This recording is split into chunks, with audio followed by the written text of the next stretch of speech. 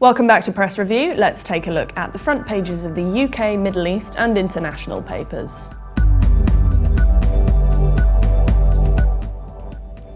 The Telegraph says Cameron has hailed the start of a recovery for all. According to published figures, the earnings of the vast majority of people are increasing by more than inflation, leading Cameron to say there are positive signs that families are seeing their living standards rise as the economy emerges from the downturn.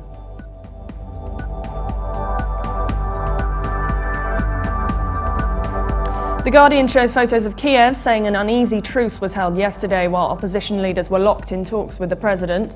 Meanwhile, protests have spread to other parts of the country. The paper also says the number of police CCTV cameras trained on Britain's roads has almost doubled over the last 3 years, giving the police forces and intelligence agencies access to up to 26 million images a day, raising privacy concerns. The Scotsman says energy giant SSE has revealed it expects profits to soar to £1.5 billion this year, and it will increase payouts to shareholders, further inflaming a row among politicians and consumer groups over the impact of bills on households. The paper also features a photo of Justin Bieber, who has been arrested on drunk driving charges.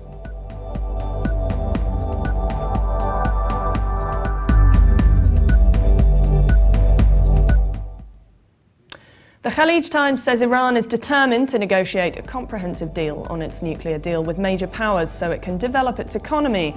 President Rouhani addressed the World Economic Forum in Davos, saying Tehran was negotiating with the US and wants a constructive engagement with the world. He was also unbending in his support for President Assad, having been excluded from Geneva II talks.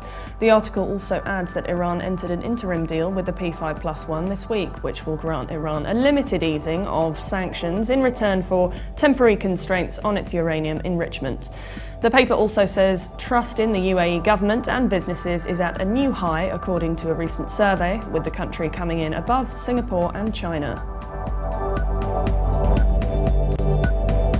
Al-Ahram Weekly writes, the stage is set for a new battle following the Egyptian vote of a new constitution 3 weeks ago. The front page feature says that as the third anniversary of the 25th revolution approaches, few are looking in the direction of Tahrir Square. Now it is the figure of Sisi, Minister of Defence and Army Commander-in-Chief, that is casting the longest shadow over post-revolutionary Egypt.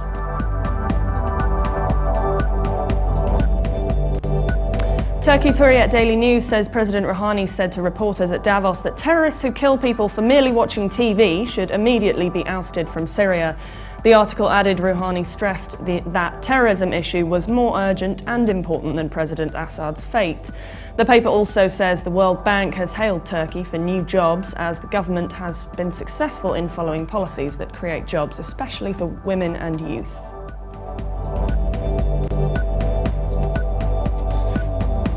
The Jerusalem Post responds to what it calls Rouhani's charm offensive at Davos, saying the world must not be duped by his soft words and pleasant smiles.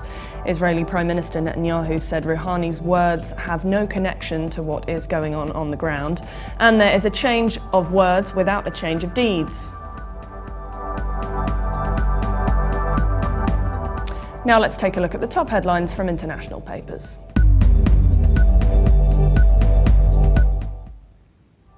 The China Daily shows another photo of police clashing with protesters in Kiev. The paper also says Japan's Prime Minister Shinzo Abe has been urged by China not to forget its wartime acts.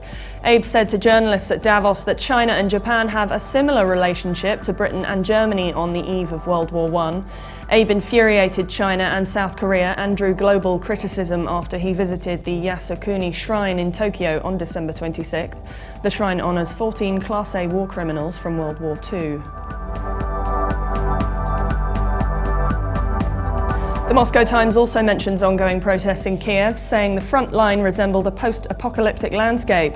The article says the scene reflects a radicalization of the protest movement. The deadline for stepping down issued to Ukrainian President Yanukovych expired on Thursday.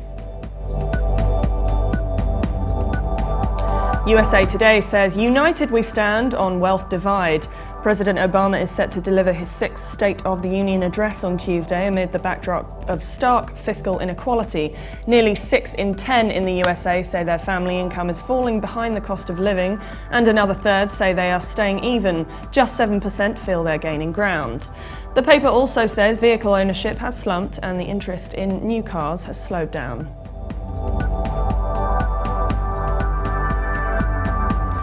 Le Figaro says French Prime Minister Hollande is visiting the Vatican, wishing to have a meeting and audience with the Pope on his own request.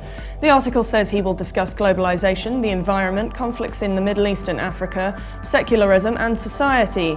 The meeting comes several months after the controversial adoption in France of a bill legalizing same-sex marriage, angering many Catholics in the country. For more updates, please visit levant.tv. That's all for today. Bye for now.